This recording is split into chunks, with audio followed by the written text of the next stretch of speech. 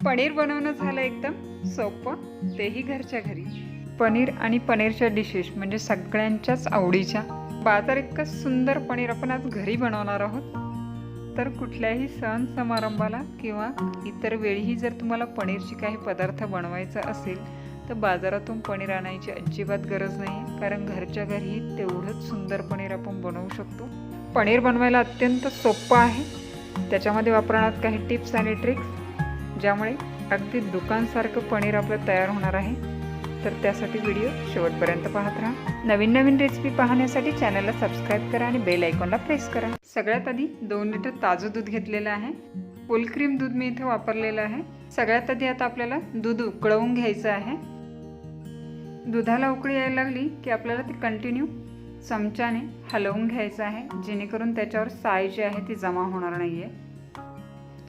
गावाकडे गाई आणि म्हशीचं ताजं दूध वापरूनही खूप सुंदर पनीर होतं. साय जमा होऊ नये म्हणून मी इथे कंटिन्यू दूध मिक्स करत आहे. दूध मस्तपैकी उकळलेलं आहे. तर याच्यामध्ये आपल्याला साधारणतः 1 लिंबाचा रस दूध फाटण्यासाठी टाकायचा आहे. थोडा थोडा करून आपल्याला लिंबाचा रस याच्यामध्ये मिक्स करायचा आहे.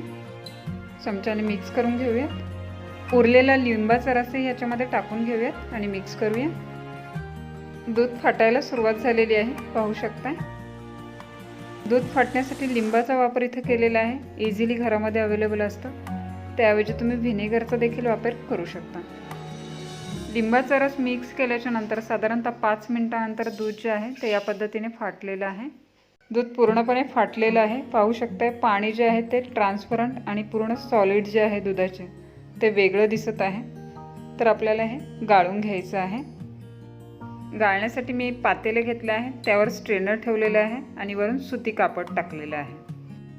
फाटलेलं दूध आहे ते आपण गाळून घेऊयात. गाळून झालेलं आहे पूर्ण. त्यानंतर आपल्याला काय करायचं आहे, लिंबाचा वापर आपण केला होता तर त्याचा आंबटपणा पनीरमध्ये लागू नये म्हणून आपण इथे थंड पाण्याने आपण हे धुणार आहोत. 2 वेळा थंड पाणी टाकून मी हे धुवून घेतलेलं आहे.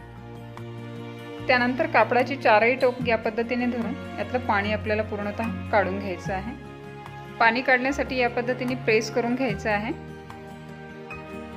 असं प्रेस करून जेवढं पाणी आपल्याला काढून घेता येईल तेवढं आपण काढून घेणार आहोत.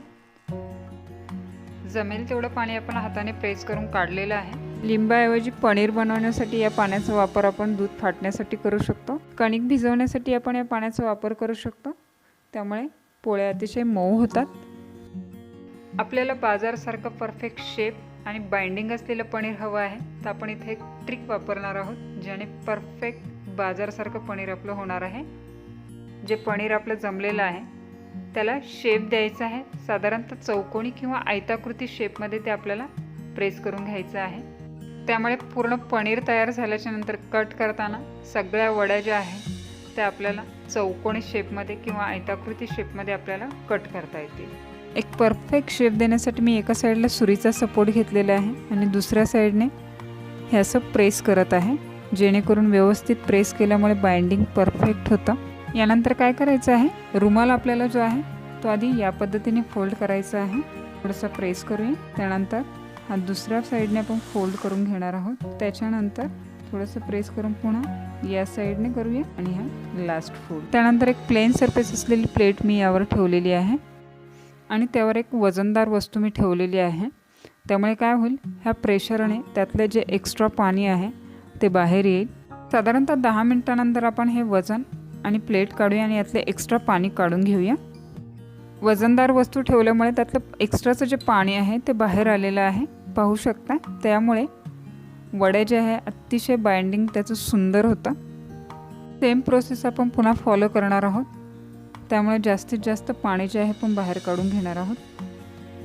किंवा दुसरी मेथड म्हणजे डायरेक्टली प्लेन सरफेस असलेल्या प्लेटने असं प्रेस करून यातलं पाणी जे आहे ते आपण काढून घेऊ शकतो. पाहू शकता या पद्धतीने. 2 पैकी कुठल्याही एक जे आपल्याला सोपी वाटेल त्या पद्धतीने आपण त्यातलं पाणी काढून घेऊ शकतो. त्यानंतर काय करायचं आहे, एक जाड नॅपकिन घ्यायचं आहे आणि त्याच्यावर आपल्याला हे पनीर जे आहे ते कवर करून ठेवायचं आहे या पद्धतीने. आणि वरून सेम एक प्लेन सरफेसची प्लेट आपण ठेवणार आहोत आणि एक वजनदार वस्तू. त्यानंतर हाताने आपण प्रेस करणार आहोत. त्यामुळे पाण्याचा जो काही अंश राहिलेला असेल तो नॅपकिनमध्ये ॲब्झॉर्ब केला जाईल आणि पनीरच्या वड्या ज्या आहेत त्या एकदम बाजारासारख्या परफेक्ट होतील. साधारणतः 15 मिनिटानंतर आपण चेक करूया. थोडाफार जो काही पाण्याचा अंश राहिला होता तोही नॅपकिनमध्ये ॲब्झॉर्ब केलेला आहे. तर नॅपकिन काढून टाकूया आपण. वा, साध्या आणि सोप्या ट्रिक्स वापरून घरच्या घरी एकदम परफेक्ट अगदी बाजारासारखं पनीर तयार झालेलं आहे. पाहू शकता, अतिशय सुंदर असं पनीर तयार झालेलं आहे. तर आपण त्याच्या वड्या कट करून घेऊयात. पनीरची वडी काढून पाहूया आपण.